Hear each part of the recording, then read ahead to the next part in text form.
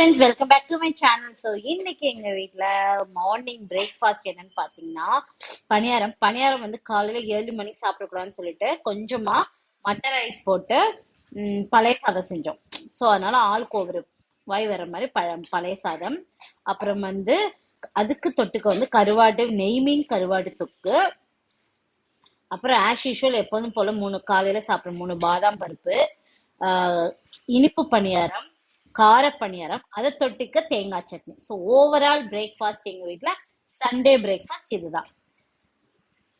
I hope you like this video.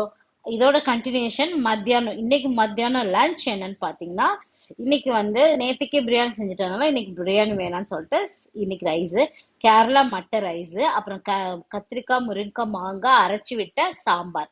அப்புறம் இப்ப வேற செஞ்சேன் என்னன்னா நெய் மீன் கருவாடு தொக்கு. காலைல செஞ்சது முடிஞ்சிருச்சு. அப்புறம் தண்டி கீரை பொரியல், மாங்காய் பச்சடி, அப்புறம் கொள்ளு ரசம். ஸோ ஓவரால் லஞ்ச் எங்க வீட்ல இதுதான். Okay friends, I hope you like this video. Bye, see you in the next video.